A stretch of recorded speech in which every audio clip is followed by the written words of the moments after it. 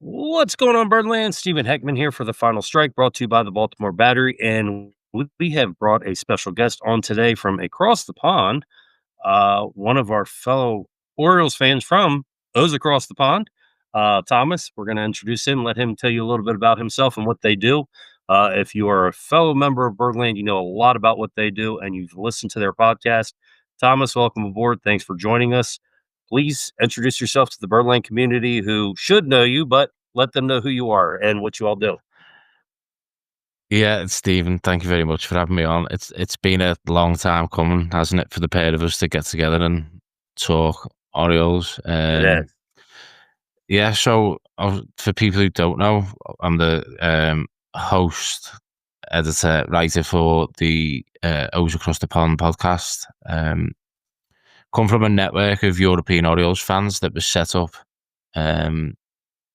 by a English guy called Matthew, who you'll know on X is British Orioles. He's been over to Camden Yards an awful lot. For me, why Baltimore? I'm a veteran of the armed forces. I've visited America on a deployment in 2010, and I stopped in Baltimore for 2 weeks. Since then, I've everything Baltimore, whether it's Ravens, Orioles, the city, the people, just the atmosphere, just everything. Just feels like a place, home from home. So yeah, I was out there 8 weeks ago. Got to meet up with Zach from the Battery. So it's good, and I get to talk baseball every day, and I get to meet people like you as well, Stephen. It's been a pleasure, honestly. From the first conversation we ever had, to the first time we tried to get together on air, Yeah. it's been an absolute pleasure. Listening to what you all have done, the people you've interviewed and met. You all have a tremendous following, and what you are doing over there, Hmm. especially with the time difference, is just tremendous. And it's great that you all are bringing baseball over to your part of the world, especially at the time difference, being able to talk about baseball as well and thoroughly as deep as you have. So thank you Yeah. for that. And thank you for being a part of our community and, all the support that you give us as well, because, as much as I like to talk about you all have been tremendous in supporting us as well. And I thank you for that. So big shout out to you for that as well. Yeah. No, thank you very much, Stephen. And when we first started off doing this, and for me, it was just about reaching out to as many people. I'm not like afraid of failure. I'm not afraid of people saying no. So for me, it was just reaching out to as many people, trying to kind of get a bit of support together, um, and just network with people. And it's been fantastic, as you say. We've interviewed some fantastic guests. We've had Ryan Ripken on. Um, we had Josh Soroka on the other day. We've had Jacob Calvin Meyer from the Baltimore Sun, and it's been outstanding. We've had a couple of guys on from Masson, so it's been excellent, but it has been hard work, especially with the time zone difference. And one thing is that all of us that are involved in it, you know, baseball is a love of ours, and we also try and treat it with the respect that it deserves. It's America's favorite pastime, and we're mindful that we are a couple of Brits from across the pond talking about it. So we try to have um, well-educated and informed views where possible. You all have some really great views, honestly. I mean, the first time we talked um about the Orioles, we had a great conversation. I think we were on close to about an hour and a half, and Yeah, the insights that we shared, unfortunately, we were unable to share with everybody, but yeah, the insight that we shared with each other, it was just amazing that the knowledge and in-depth information that you all had. Um, yeah, from somebody who actually is here in America to have everything that I have, and then to see that you all have that plus and the tight knit relationship that you all have with each other to be able to talk about it. and bring that over to your country, it's really Yeah. impressive. And like you say, you try to give that respect. You have that respect and more that you brought to that game over there. And like I Mhm. said, it's tremendous what you all have done. It's tremendous the following you all have built. And yeah, I know we were talking earlier about this with the series, a series of possibly coming over there next year. Um, Mhm. one of your partners on the show is asked to be an ambassador for that, correct? Yeah, so, Matthew, he's been elected to the MLB fan council, which is huge for, you know, anyone from the UK to kinda get that responsibility and the privilege to be involved in that, so that's exciting for him, but it's exciting for everybody involved, and it's exciting for other baseball fans in the UK that I'm, traveling, across the country on Sunday to go to, like, a UK baseball meetup, so there's the fans of, I think, New York Mets, Texas Rangers. There's gonna be a group of fans, all 30 teams in baseball, have got a following, have got a support network in the UK, whether it's as simple as a WhatsApp group or, an X account. And for us, yeah, we enjoy talking about the Orioles. We are an Orioles-based podcast, but we've had people on from, New York Mets UK came on to discuss the series with them, earlier on in the season. So it's just it's about driving the growth of the game, and the growth of the game in the UK is huge. Team GB have just won the under-23s European Baseball Championships. It's just to give the listeners a scope um the difference in the size of the game in the UK and the US. Earlier on this year, the first ever scholarship from a university was handed out to a baseball player in the UK. The first one, and that's monumental for the growth of the game. So now the starting to look at this at universities and colleges across the UK and think, we'll offer scholarships out for this. So that just shows how much the game has grown, but how far it has to go to. It'll never catch up, but it can get competitive. Team GB are over next year for the World Baseball Classic. We'll be over there for that. Hopefully Team GB can carry on the good form that they've shown over the last couple of years.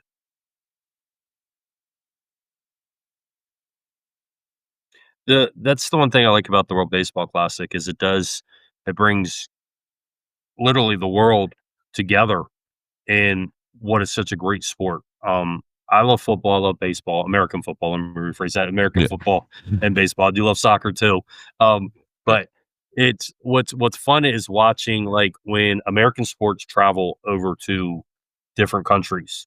When you look at the fans in the stadiums, it's not specifically just the two teams playing that are being represented there.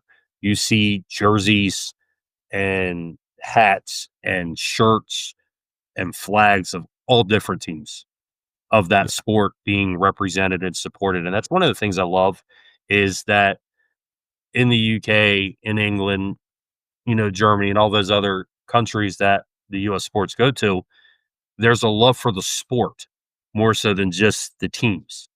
Whereas yeah, over here, it's a love for the teams, not just the sport. And I think yeah, that's one of the things that we as Americans sometimes forget. The love of the game is what's being missed as much as the love for the team is. And yeah, it's something that I feel as Americans need to honestly sit back and take a lesson from other countries. Because when you look at, like the Nippon League or the Japanese League, the way they don't just worship a player or a team, they worship the entire sport and yeah, they take pride in the entire sport. Look at how soccer is over in England. It's really a love of the sport.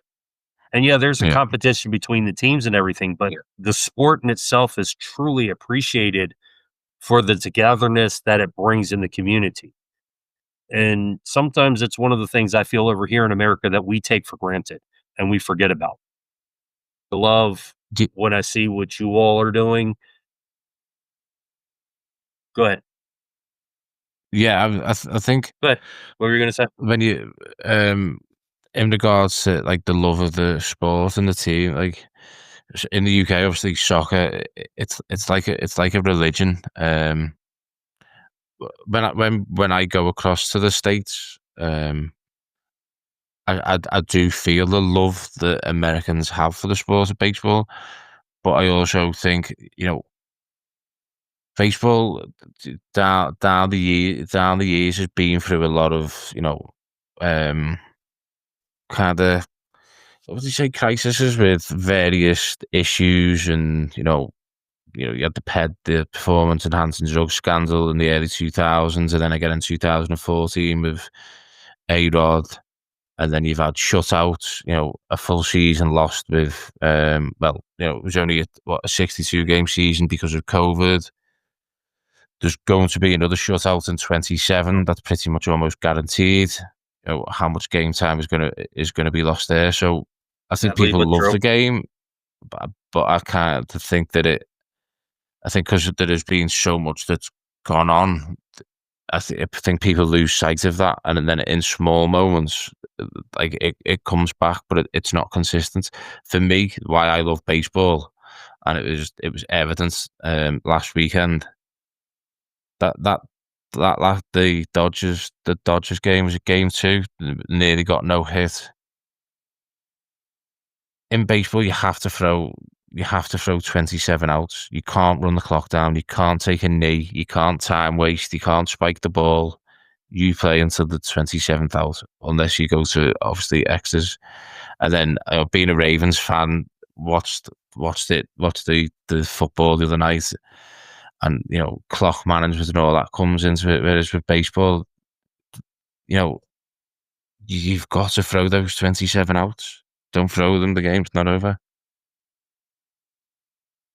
Baseball's a giant chess match. It's one Yeah. manager playing their strategy against another manager to see who's going to take control of the game. I mean, it's one way, like you say. It's 27 outs. They were 26 outs away from being no hit, and all it took was one hit to change the entire complexity of the game. On two strikes as well. Yeah, exactly. I mean, you're literally down to your last strike. Yeah. And ironically, just bit of history to add to this. Ironically, the last time that it actually happened to the Baltimore Orioles happened when Davy Johnson did it, who ironically passed away that day. Yeah. The stars aligned. Somebody was So looking just a over. little bit of history to Yep, a little bit of history to add into that, especially on the day that memorialized Cal Ripken's 30th anniversary of breaking the consecutive game streak. Yeah. So, Jared and me both were supposed to be at that game. Unfortunately, I was not feeling well. Jared was not feeling well. The threat of rain in the area kind of worried about the game not actually being played. And with us Hmm. being almost 3 hours away from there, kind of questioned if we would go up there, the game being rained out, and then having to turn around and come back. But glad the game got played. Glad it turned out the way it turned out. Definitely. um, Funny enough, I actually turned the game off in the 7th inning, sadly. I did have some family over here, so I didn't even pick up on anything until I heard Jackson Holliday homered, and I turned the game back on and actually got to witness the end of the game. Hmm. Excuse me. So I missed 1 and 2/3 innings of play. I mean, at least you tuned. At least you started watching But again at the since we right are here to time. talk about the Orioles, I did. I did. I was lucky and fortunate. But since we are here to talk about the Orioles, um, Hmm. Orioles are 8-1 in September. A lot of good things have happened. The young gun rookies, Paseo, Beavers, and Jeremiah Johnson, I like to call them Jay and the Killer Bees, have been a breath of fresh air to the team. Kyle Bradish and Tyler Wells returning, and Albert Suarez have actually boosted the pitching staff. Um, Seeing with how everything has transpired since the middle of August up until now, how does that kinda make you feel going towards the end of the season as we prepare to go into 2026? It's a lot of positivity. It's worth knowing that we've been playing 500 baseball for a prolonged period of time. There's a body of work now with this team. Kyle Bradish coming back was the big one. Coincidentally, I was when I was in Baltimore. I went up to Aberdeen and I saw his rehab start. Um, that's huge. You know, and he got pulled after 4 innings. I think on his second start, but just having Kyle Bradish back is outstanding. I mean, it sounds weird now, but he's not going to be your number one starter next year. He's going to be your number two. Trevor Rogers is going to be the number one, in my opinion. So to have that is outstanding. Wells coming back is huge. Slightly concerned, obviously, because he's had injury issues before. The fact that he had an internal brace as well fitted, that can looking into the stats, and there can be further issues and more injuries with that than a straightforward Tommy John, but it's huge. Albert Suarez is another one. When you look at it, I didn't think we'd see him pitch this year when he went down early on in the season. I didn't think we'd see him, I didn't but either. he he's under. I think he's under contract until 28. I think has he got another 2-3 years, so he's going to be huge next year. And with the fact is that there's a whole bullpen that needs rebuilding there. Suarez coming back gives you that flexibility because he can go in the bullpen. He can be a long man in the bullpen, but also he can be a spot starter for you. We saw that from him last year. It's we'll talk about some of the young guns in a shortly, but again, it's another kind of tick in the box with Michael Elias to say I can find these talents, I can find these players, and over a period of time, these players come good. But it's huge. The starting rotation going into next year, if they can bring in, you know, they definitely need to bring in one more. Um, you know, Hopefully Grayson Rodriguez is fit, gets through spring training. I know he's had surgery now, and he was scheduled to be back for the start of spring training. That is the only concern His for me. I agree. He is a big question mark right now just because of the last 3 years. But apparently, according to the surgery he had, he should be able to actually have a normal offseason Mhm. for the first time in the last 3 years, which is big. If things progress, I personally think Rodriguez should be your third starter anyway. Whether it's Bradish Rogers or Rogers Bradish, I'd put Rodriguez as your third starter. Wells keeps pitching the way he's pitching. You can add Wells as your fourth starter, and then you can have Kramer or Pavitz as your fifth starter, and then the other one go to the bullpen. Um, Mm. Kramer's got 1 year left on his contract. Pavitz, we've got plenty of time with, so I mean, even him having him in the bullpen for a year would not hurt. I could even see Pavitz just because of the stuff he carries being a setup or closer role for a year. Um, but either way, if you put Kramer or Povich in the bullpen, that does give you the flexibility along with Suarez to have that long relief swing starter role. Then you Yeah. can focus on getting yourself a proper closer, a proper setup man. And I still would add another left-hander just because you can't keep Keegan Aiken as your only lefty, and depending if Povich is in there or not.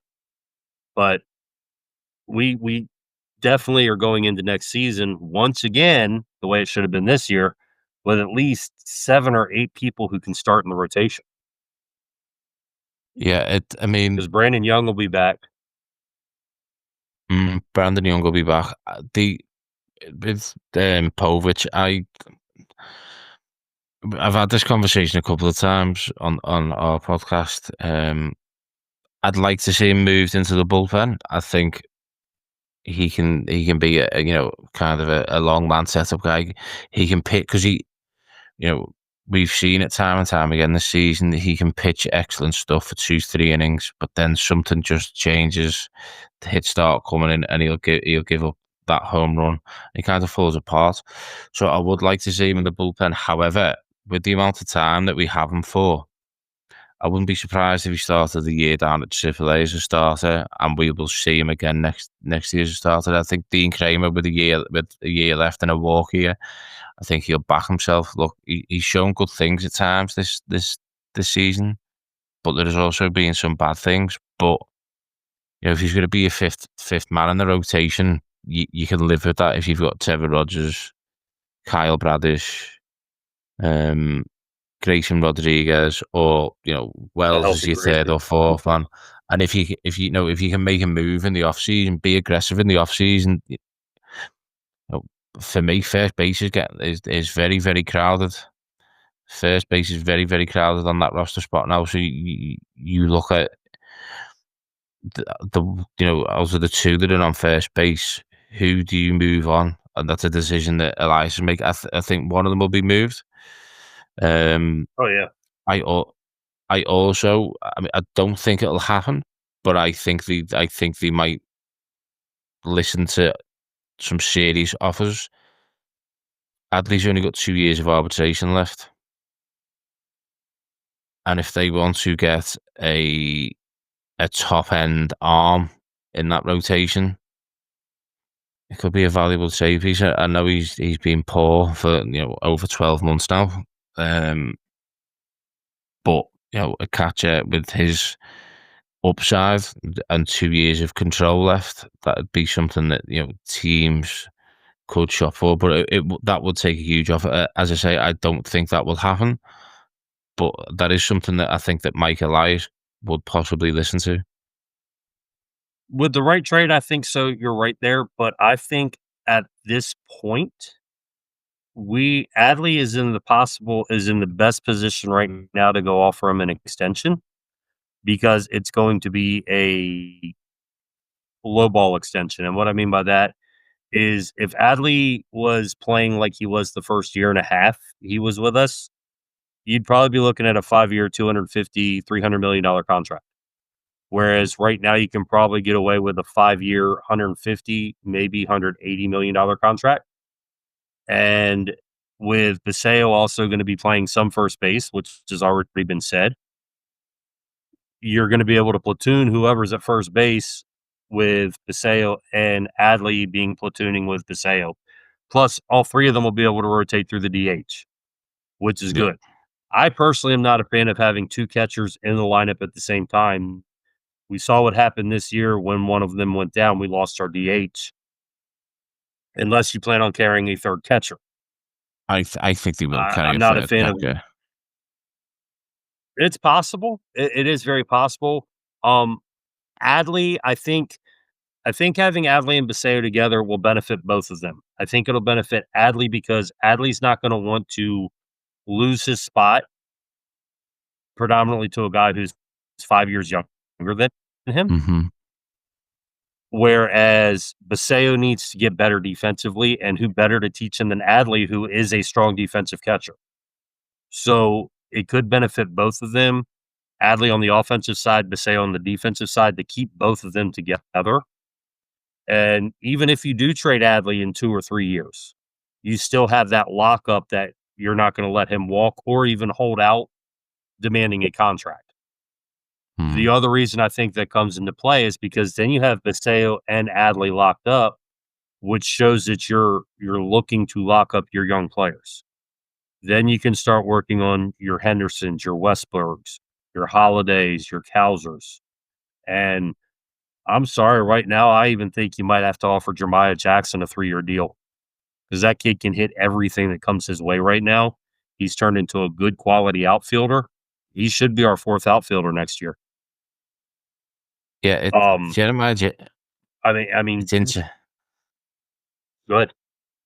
Yeah, it's interesting with Jeremiah Jackson. It's a surprise because when you look at his background. He was drafted in 2018 by the Angels. He was, second round pick. Straight out of high school, where I think he was batting around 627, 15 home runs down in Alabama. He's bounced around the minors with Yeah. the Angels. He went and played some fall league ball, and then he seems to be another one of those players that in 2020 with the COVID-19 pandemic and the minor leagues shutting down kind of affected him. And obviously, he's then ended up went to the Mets in exchange. He went across to LA. Dominic Leone was it? He went across. Um, he didn't really do much then. Obviously, he's landed with the O's this year, and as I said to you, Stephen, before we came on air, it's kind of another one of those players where you can criticize Mike Elias's roster management at times, but what you can't criticize him is he's the best in the league at scouting talent and drafting talent. And this is another one of them. Yeah. At the start of the season, did we expect what we expected from Ramon Laureano? And you look at what we got. No, It he surprised me. for a package at the trade deadline for him. Ryan O'Hearn, another one from when he came in. After being traded from the Royals, and then he was DFA'd 2 days later, and you're thinking, what's going on here? And how Ryan O'Hearn turned out. Trevor Rogers, another one. So there's a body of work where you can see that these players that Mike Elias finds end up going on to be worth something more than what people thought was imaginable. I th- with the I've got a controversial statement to Go on, make. sorry, yeah, go on. No, you're fine. It actually it addresses Ryan O'Hearn, but I would not be upset if we got rid of Kobe Mayo and Ryan Mountcastle and re-signed Ryan O'Hearn. Like, I really would not find any fault in that at all, because his defense and his bat are far superior than both of them. um, yeah, his And bat's having far him for another superior. couple of years while Paseo learns the position, nah, You know, his bat is far superior. Ryan Mountcastle's is struggled now for year after year after year. Yeah, he hasn't been the same since when he suffered from vertigo. I like Kobe Mayo, but Kobe Mayo has to this last month of the season, and since the start of September, there's been an upturn in form. But between now and the end of September, he needs to be lights out I think to even be in consideration for an opening day roster spot. As I said, I think first base is crowded. One of them is going to get moved. I think in the off season, I don't think you can hold on to the two of them, Samuel Basayo, and then carry a third catcher. It just doesn't. It just doesn't work. The roster management does not work that way. no, So I one agree of with you. My friend, one of them is going. Ivan and me have been talking about the same thing. He thinks we keep Mountcastle and get rid of Mayo. I kind of am leaning the other way just because Mountcastle. Now, see, here's the thing: is Mountcastle's only 5 years in the league too. I think a lot of people forget Mountcastle's still relatively young. So Hmm. even if we sign him to an extension, it's not a bad thing. His defense is pretty good, but Mayo's defense has gotten a lot better at first base. Um, I think what's hurting most our players on our team, especially when you look across the board at a lot of their batting averages, is the fact that we have twin hitting coaches, and this experiment's gone on for 3 years. We had two hitting coaches for 2 years, and then we got two new hitting coaches. I think you're confusing players with that. Got mail. And unfortunately, I think if you get one hitting coach with an assistant that shares the same philosophy, you can turn a lot of these players' seasons into more productive seasons. Because I've seen way too many games where our batters will watch pitches come straight down the middle of the plate and not swing at all. And then they'll swing at pitches that are up here in their eyes or 3 inches off the zone of the plate and look confused when it comes straight down the pipe. I'm like, what are we doing here? How are we missing out on these prime pitches and the pitches we shouldn't be swinging at? We're trying to jack out of the park. It's I the don't know what the we're missing there. It's driving me crazy. the hitting definitely does need addressing. It again, that has been something that it hasn't just been this season. It's the back end of last season. You look at the record post the All-Star break last season. It was poor. The hitting was poor. Something that's carried on over into this season. Obviously, the struggles against lefty pitching was evident early on in the season. It's not as bad now, but it is still a struggle. And you bring in someone like Tyler O'Neill to correct that. And I've just been praising Mike Elias, but that's a move where I don't think there's one too many GMs that make that move. When you look at it, he's only played over 100 games in the big leagues twice in his career. He struggles with injuries. What He's got a player option. This is one that I was going to ask you. Tyler O'Neill, did he just dump his contract we're in the off stuck with him for season? 2 more years. We're You stuck can't with him. you can't see them dumping his I mean, contract. he $32 million. We're stuck with him. We're already paying Chris Davis dead money. I can't see us paying Tyler O'Neill. If Tyler O'Neill can stay healthy, he's an asset because when he was healthy, he was hitting. I will give him that. I would personally just play him as a DH, honestly. That's the only benefit you can get with him because if you put him in the field, he's gonna get a hangnail or break his ankle. Yeah, And the the guy's bat is valuable. the issue you've got with them being DHs, though, as we just said, you've got Samuel Basayo, Adley Rushman, one of whoever's going to be on first base next year, DHing. So when you're paying a guy 32 million, if he's fit, he's going to have to be playing. Maybe you try to trade him. Maybe you try to I trade think him and take on a bad contract from somebody else. I think, as I say, I think there's one of three things obviously is going to happen. We're stuck with him next year because he's got a player option. Two, they dump his contract, or For 2 three, they years. trade him and yeah, or three, they trade him and try and dump his contract that way. But He either would way, be a it's an issue. complete That's an issue fool. that needs addressing. Tyler O'Neill would be a complete fool if he didn't pick up his player option because there's nobody in baseball who was going to pay him 16.5 million for the next 2 years with what he did this season. He'd be lucky if anybody offered him $8 million a year. Yeah, He picks up his player option, he's getting 16.5 million this year or next season and this following season. So we're on the hook for 32 million unless somebody picks him up. And the way I see it and what I didn't realize is like some of the trades we made this year, we actually sent money over in the trades. I didn't realize yeah, that.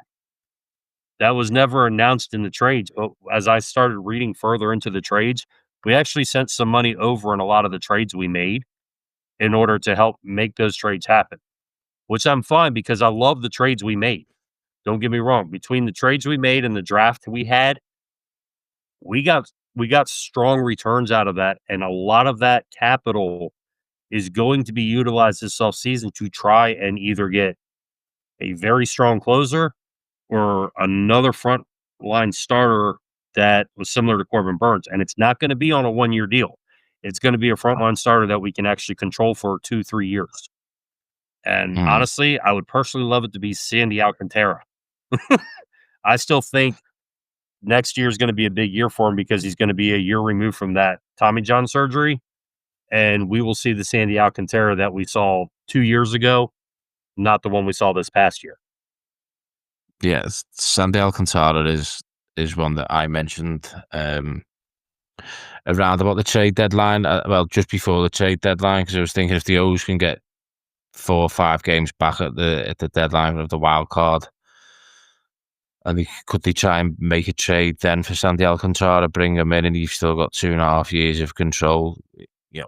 As you say, it'll be a year. He'll be a year out from Tommy John. Then he's pitched some great stuff this season. He's also pitched some bad things. He is one. you know, do you take a gamble on a Dylan Well, we know Cease? I am not a fan of Dylan Cease, never have been. When Okay. when we were rumored to be going in for Dylan Cease, I was hopeful that we never got him. And it's nothing against the guy because I know he does have talent, don't get me wrong. I just I don't think he's a fit for our team. And there's just a vibe I get when I see him pitch that it doesn't work. Like, he kinda reminds me of Jack Flaherty when we first got Jack Flaherty. Like, I like Jack Flaherty, I was really hoping he'd resurrect his career, but once he got there, he pitched that one game, and then after that, it's like, it's not working, and that's kinda what I feel Yeah. like with Dylan Cease when he get there. It's like he just doesn't fit, and like I said, nothing against the guy, I know a lot of people would love to see him in Baltimore. I just don't think he's that guy, and at best, I think he's no more than a 3 or 4 starter. I I don't think he's a frontline starter. No, but he's Uh, he I would could be wrong. he would I get what you're saying. He isn't a 1, 2, 3 starter, but he's an upgrade on Tomoyuki Sagano. He's an upgrade on Charlie Morton, especially the first 12 games of Charlie Morton. He's an upgrade Oh, on yeah. Zach Eflin. Yeah, I will agree with that. So I will agree with if that. you can bring that kind of caliber player in and not have to rely on trying to find someone for a year, I think it's a sensible move. But obviously, it's also got to be, is the fit right? But see, like, I'd take a Blake Snell. I mean, that you go after somebody like that, a Blake Snell, or I know a lot of people this past offseason were high on Max Fried. I knew we wouldn't get Max Fried just because I knew what he was looking for contract wise. But Yeah, a pitcher of that caliber is what we need. Going after somebody who's going to slot in, I mean, you might as well just keep Dean Kramer then. At that yeah. point, if you're going to go after a Crochet, might as well keep Dean Kramer because Dean Kramer's basically the same type of pitcher. He'll give you some big games, but he's also going to give you some sloppy games. And that's honestly what Crochet reminds me of. Big, he'll give you some big games and he'll give you some bad games. I know, but Crochet's he's second in the Cy Young race. He's obviously not going to win the Cy Young. We know who's going to win that. He's had a great season. I don't think we'll ever get that from Mm, Dean Kramer. Look, Dean Kramer's an Oriole next year. He'll no, probably be the fourth or fifth man. that people are discounting. I was looking the pitcher power rankings today. Trevor Rogers has worked his way into fifth in the pitcher power rankings. If Rogers pitches the way he does, I mean, he's got another 3 starts in him this year. If he finishes the season, say he finishes 11-2, does he get Cy Young talk? He he'd be entitled to. Does he hit the criteria? Will he have enough innings pitched? I think He'd you'd have have, to look I at. mean, he's got 92 innings pitched, I think. Let me hold on a minute. I could be wrong. Let me double check that. I think he's at 92 innings pitched right now. He pitches tomorrow, so hold on a minute. Let me look. He's at 95 innings pitched. Let's say he goes 7 innings over his next 3 starts. That's 21 innings. That gives him 118 innings. That gives him 18 starts, and he'd be 11-2. I mean, when you think He'd be, about it, there's been closers who have won the Cy Young with a lot less. yeah. Who was it a guy from the Phillies that won it in 2016, or might have been was it 2019? Or he should have won it, but I'm trying to remember. I saw a tweet about it the other day. But Sean was talking about Trevor Rogers, but Trevor Rogers has been phenomenal all year. I remember when he very first pitched in Boston, and I think he gave up 3 hits, and since then he's only gave up 3 hits. I think twice since then. He's been Yeah, outstanding. Trevor Rogers is The thing about Trevor Rogers is he's when you look at the his game logs, like, I mean, he's got he's pitched 15 games, he's got 13 quality starts. He's given up 3 home runs all season, and he's only given up more than 2 earned runs once, and that is against Tampa Bay on June 18th. He's pitched less than he pitched June 18th, he pitched 2 1/3 innings when he gave up 3 earned runs. Other than that, he's not pitched less than this September 6th, he pitched less than 5 or less than 6 innings for the first time since June 30th. Uh, He's been he pitched outstanding. 42 innings in the month of August. He is, and I'm glad he turned out like this because at first the Marlins looked like they were running away with that trade, and I remember when we first got him last year, everybody's like, "What in the hell was Mike Elias thinking?" And I remember the boys in the Baltimore Battery, we were talking, it's like, Elias had to see something that we're missing. There's Yeah. something we're missing Elias saw here. And obviously, once again, Elias is right. It's as you say, with a lot of these players that go through these struggles, sometimes just a Yeah, different eye and a different viewpoint on it will notice something. Obviously, Trevor Rogers, we now know that it was a strength issue. He was below average strength for what's required of an MLB starter. He wanted to go away and find out what was short and that, and he's been well, lights out. And when you discuss that trade and mention that trade. Yeah, we gave up a lot of years of control with Kyle Stowers and Connor Norby, but where's Connor Norby now? All right, Kyle Connor Norby's Stowers been is, hurt most of the year. Kyle Stowers is, yeah, fair play. I tip my cap. He's had a great season, but if Trevor Rogers is a top 2, top 3 Cy Young contender next year, and the O's make a playoff run, I don't think you can argue with Exactly. it, can you? And if you look at No, even if you look at this season, if Charlie Morton had won 3 or 4 of his first 12 starts, we'd be having a different conversation now in September, 8-1, true. thinking if we go 14-3 in the last 17 games, yeah, we're going to be, we'll be well in the wild card race, probably nick a wild card place.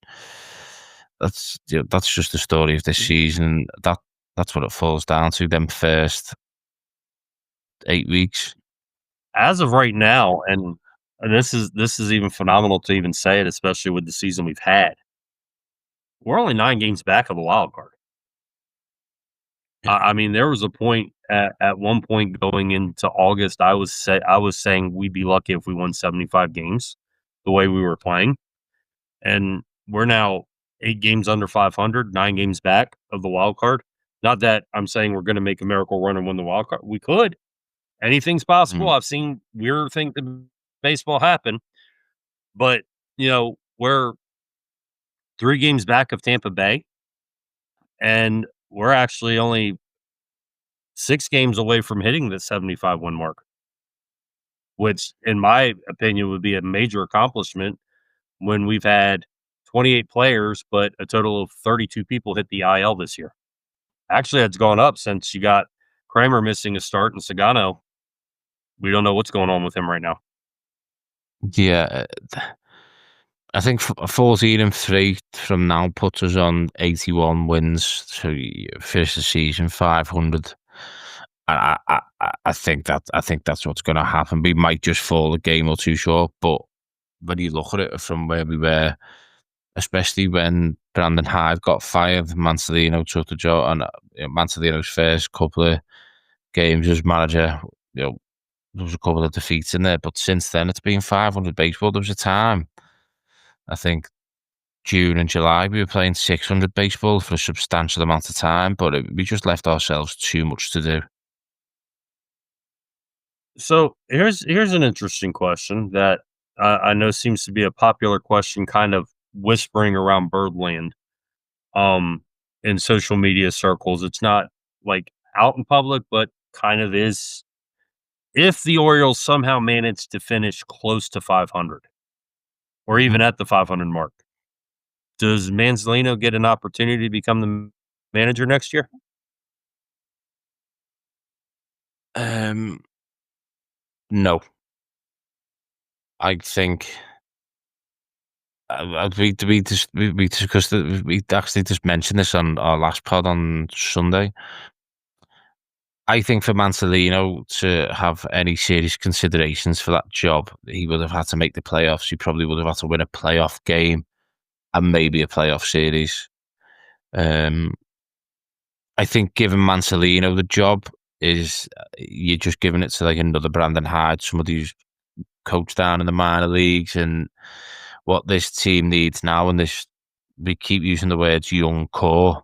A lot of the young core, going into first year of arbitration, second year of arbitration. A couple of them are going to be free agents in a couple of years' time. So we, we, we should be seeing the best years of these guys now, in the early Mhm. stages of their MLB career.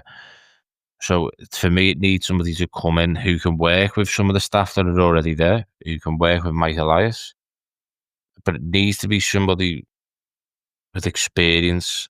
And just, I said this on Sunday, just with the appointments of John Mabry coming in, um, when Manzolino took over, I just go back and look at the 2023 Marlins, the NL Managers of the Year in Skip Schumacher, and think that is a move that I can see happening. Although the the odds don't suggest that. I just think that has a nice cohesion to it. If they were to go and look somewhere unexperienced, I'd probably look at Ryan Flaherty, who is, I think is he at the Cubs now, bench coach at the Cubs. That'd be one that I could look at. He knows the organization. Um, Right. is it Padres? Is he at the Padres? Yeah, Flaherty's father is also. Yeah. It's one of the 2. It's the Cubs or Padres. I do know he's a bench coach, one of the 2. He either was with the Mm. Padres last year and Cubs this year, or was Cubs last year and Padres this year.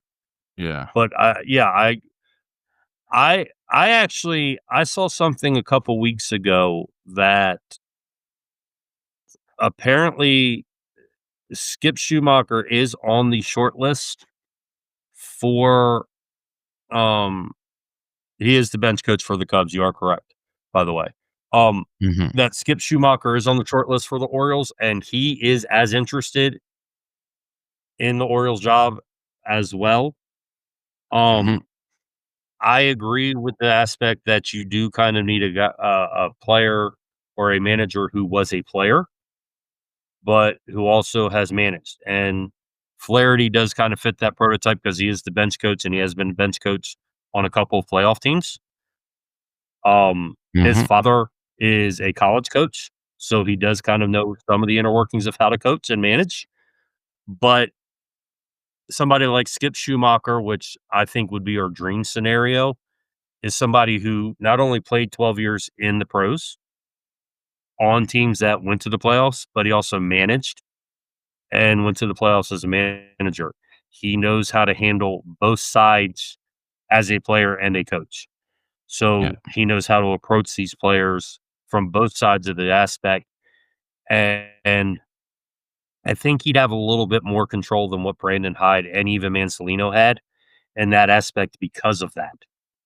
I've seen a lot of people suggest bringing Buck Showalter back, but I think that would be a move backwards. I love Buck Showalter. Do not get me wrong on this. He is a great guy. I think he, with this core of players, would not fit because he's the type of guy who gets players who have been in the league for a little while Hmm. and are kind of hitting that middle part of their career, entering their primes, not getting them to their primes. So I kind of rule him out. Um, I could honestly see, and I know a lot of people aren't fans of this, but I could honestly see somebody like Joe Girardi even coming. I think we lost out on Freddie Gonzalez by not bringing him as the manager this year. That's why he went back to the college ranks. And I think even Yeah, if we offered him the job, he'd turn us down. yeah, I But can't Mabry, can't see that I one could even happening. see Mabry being a coach. I could even see Mabry being a coach. I don't know how well I he'd like, do, but I could see it. hmm. I just, as I say, I just think with the Maybury connection already there, and settled in now. He's worked at the front office. He knows Mike Elias. You know, he knows he would have done a lot of work with the coaches. He knows what's going on. He knows what the plan, what kind of the plans and expectations are for next season. Um, Skip Schumacher it makes too much sense for me. It Um, makes sense. but I agree. look, the critical thing is obviously we spoke about this briefly before we come on air. It only came out today before the game was broadcast. Mike Elias isn't going to be the GM next year. Mike Elias is going to be the president of Nope. baseball operations. He was promoted into that role in the winter. I think it was January. So they're looking for a new GM. So this is something that going into this off season now, you need to get the GM in first. Then you need to get your manager, and then you need to start making moves and getting these players in quick. So there's an awful lot of work to do. It's exciting because it's going to be a huge summer. Um, the one thing I will say with Michael Elias going up to the president of baseball operations, it kind of rules out my way of thinking. That was if we don't get off to a hot start next year and we get to May, June, with games back of the wild card, Elias would have been paying with his job. I think that kind of rules that out now. And but it's an appointment that the organisation needs to get right because, as I said before, you've got a lot of players who are entering year two and year one of arbitration where time's running out now, and we had a fantastic draft. A couple of those players have got off to red hot starts down at Delmarva. They will be play. I think a couple of them will be starting off next year down at AA. But you need to utilize the guys that you've got now, and the last 2-3 years of them. You mentioned before Westberg, Gunner, Jackson Holiday, who's got a couple of years extra, but they're not going. I can't see them getting extended just purely because of obviously who their agent is, and the players choose him because they know that he'll back them and get them a deal in free agency. The window to sign Gunnar Henderson is gone. Jackson Holiday for me should have been the one, like Samuel Basayo. It should have been done when Jackson Holiday first came up to the big leagues. Give him the deal then. Like the Red Sox has done with Roman Anthony. I think I think Jackson Holiday is still I think Gunner's still a possibility. And the reason I say this is the one thing I've noticed with Gunnar Henderson when he talks about the team is he talks about the brotherhood and the family like atmosphere of coming up together through the minors, winning together with these guys. And this is one thing I've touched on a few times is they want to prove they can all win together like they did already in AAA.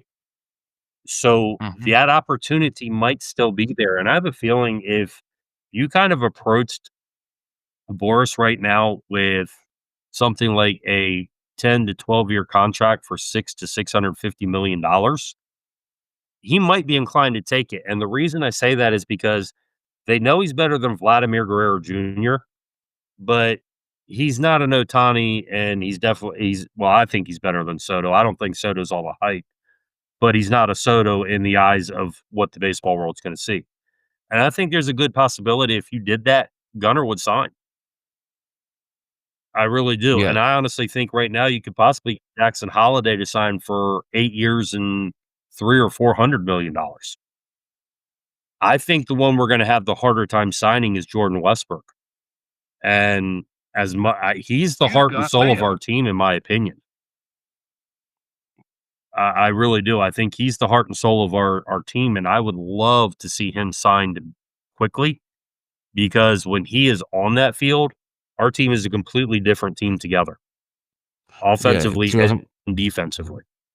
Jordan Westbrook's the glue to that team. Look, I think if you go to anybody and say we'll give you 650 million over a 12-year period, fully guaranteed, they will take it. I've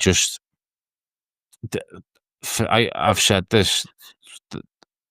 When Samuel Basayo signed his contract extension and they had the press conference and announcements, Rubenstein said a couple of comments, but the comment that stood out for me was where he said, "Me and the ownership group have got, the capital to do these types of deals again."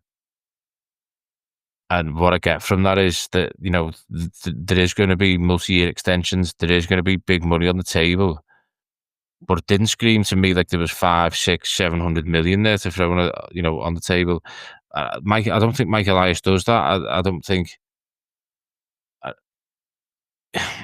And if you were to give Gunnar Henderson now that kind of money, it takes away the money that you need to go and get a veteran outfielder, another veteran right-handed bat, another, starting guy in the rotation. You take away from that money. So I just think that with the window's gone, that it doesn't make sense at the moment for the organisation. I think if you do offer that extension, you shorten your window of opportunity with just the fact that you then go back to looking at the likes of, can we get a 32-year-old veteran pitcher from Japan to come over and can he give us a year of good stuff? I think that's what you're left with if you offer that kind of money out now. It's possible. The one thing though is with Rubenstein, he wants to win a World Series before he dies. He's 72 years old, and he is gun ho about that, and he said he will spend the money. Um, the ownership group has 4 of the top 800 richest men in the world. They're all billionaires. He has one of the biggest capital investment companies in the world, so it's not like the money isn't there. I think a lot of people consider Baltimore still a mid-market team, which they are. Don't get me wrong on that. Hmm. But there's money that is being invested into this organization that was not being invested before. And I think because we're so used to what the Angeloses did, that some of these things are surprised. Like the extension with Basayo kind of shocked me in the aspect that I think it was cheap. I honestly think I know he's 21. I know he's from the Dominican. I kind of would have, wouldn't have been shocked if it was an 8-year, $180 million deal. But when I saw 8 years and 67 million, I'm like, whoa, we got him for a steal. And Yeah, I just, I think Rubenstein is willing, if the offer's right for the right player, I think Rubenstein will pony up the money. And I really think with the likes of Adam Jones and Cal Ripken being involved in the organization, one as an assistant to the GM, one as part of the ownership group, I think that's going to help with that inclination to help get certain players because one of the biggest things Rubenstein keeps pressing is he wants lifelong Orioles. He wants Orioles who spend a majority of their career with the team, like Eddie Murray, like Cal Ripken Jr., like Jim Palmer, Brooks Robinson. He wants that as a centerpiece in building this organization again. mm, I don't think uh, he wants to see another Manny Machado incident. no, then the Manny Machado thing, is that comparing apples and oranges? Because as you say, it's a different ownership group. The Angelos family were never going to give him what he wanted and what he deserved. Look, in my eyes, Manny Machado was probably going to go down as the best third baseman of all time if he carries on the trajectory that he's going. It's hard to argue that. You know, times are different now at the organisation. There is a lot more investment. You see it in the you know, in the ballpark. I've been to Baltimore an awful lot of time, and my experience going this year compared to last year with the changes, the sound system, and all that, and there is money to be Oh, invested. it's definitely an upgrade. I definitely I just can't see at the moment them types of deals being done. I think there will be. I think there'll be another extension in the off season. I think it'll be Trevor Rogers is the one you extend. But I think the window on See, I extending think it's Trevor going to be Rogers, Radish. I get that. I get that point of view, but I think with Trevor Rogers, if you extend him, you need to do it now. If you leave it until the off season, he's going to back himself in a walk here, and he's going to then, if he has another year like he has this year, astronomical numbers. But if you can tie him down to a 3 to 5 year deal, maybe with a club option and maybe with a player option, I don't see there's no reason why you can take it. I don't. Yeah. I'm interested to get Oh, no, your I view agree. on. I'm interested to get your view on this one. I was just having this discussion with Grant, one of the guys on the pod, in regards to pitching contracts being offered to pitchers. And my argument was, I see less risk in offering a pitcher a 5 year deal than I do offering them a 3 year deal. Because if they get a 3 year deal and they go down with TJ, 18 months to 2 years gone. If you tie them down to 5 years, yeah, they get TJ, but you've still got 3 years of use either side there. So that's what I think Bradish would garner astronomical.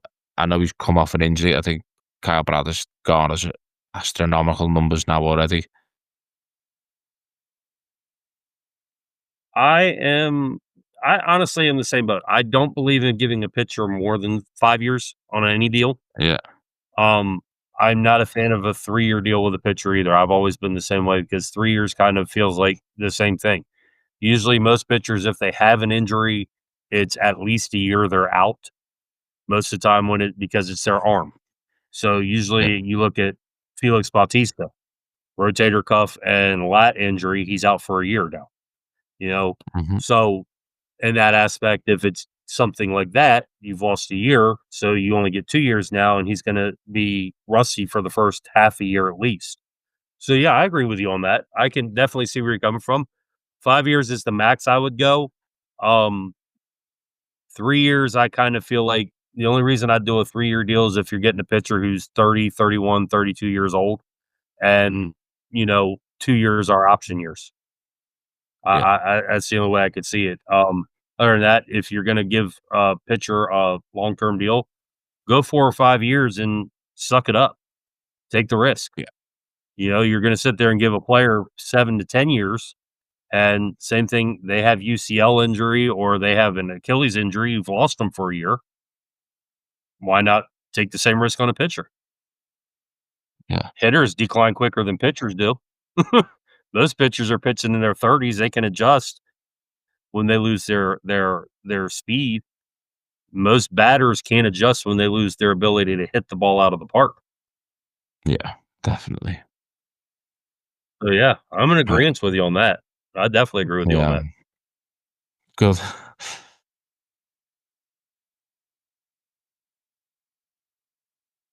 All right, my friend. Well, we went a little bit longer than I anticipated, but that's because it's easy to talk with you. Yeah, it's always good. Do you have anything you want to add before we close up here? Just thank you very much, Stephen, for obviously all the support you've given me and our podcast. Um, Shout out to the guys at the Battery as well. Appreciate everything they've said and done. Appreciate Zach taking time out of it. his time off while watching the game to come and see me when I was at Camden Yards 8 weeks ago. So yeah, just appreciate it. Look, I love the city of Baltimore. I love the Baltimore Orioles. I love the Baltimore Ravens. Um, and I'll be back out there for. I'm going out for opening day. I'm doing the two. I'm doing the two home stands for opening day, and then we're going up to Pittsburgh for the Pirates series. So I'll be out there for 2 weeks. Catch plenty of baseball. Nice.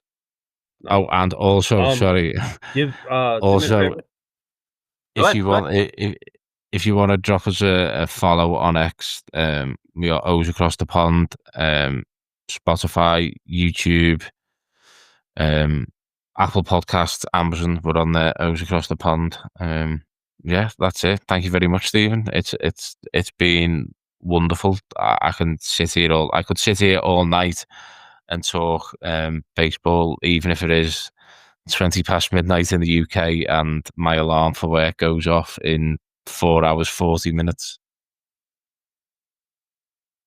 Sounds like me in the olden days. I love talking baseball, and you've met Zach, so Zach and me when we get together, same thing happens. We sit there and just talk, and next thing you know, it's hour and a half later, and it's like, oh my god. So I appreciate you coming on. It's been a pleasure. I enjoy talking with you all. I enjoy talking with you especially, and we're gonna get together again. Whether it's with getting on with your podcast or back on here, Yeah, definitely towards the end of the season, so we can actually talk about the end of the season, going into the winter meetings, and what to look forward, and see. Maybe by the time we get back, we have a new GM too. yeah, But it's I a want to thank you for all priority. your support and all you all do. It's, it definitely is. I thank you for all you all do. I thank you for bringing the sport of baseball over to your country and talking about it. It's great. I love the support you all are getting. I love the support that everybody is giving you too. Um, Please make sure you definitely do follow O's Across the Pond. You will not be disappointed in the least bit. Um, you'll enjoy it. You definitely will enjoy it. And make sure you do give them a follow. Pretty much anywhere you can find a podcast, you'll find them. Yeah, So thank you, Birdland. Don't forget, follow the Baltimore Battery at the Be More Battery on X and at TikTok. You can find me at SRJ Heckman on X and TikTok. And the Final Strike is available anywhere you can find podcasts and available on YouTube. We'll see the video on YouTube as well. So until next time, Birdland, thanks for listening. Don't forget to check us out at thebaltimorebattery.com. And until next time, Birdland, peace out. Thanks again, Thomas. And we will see you all soon. thank you.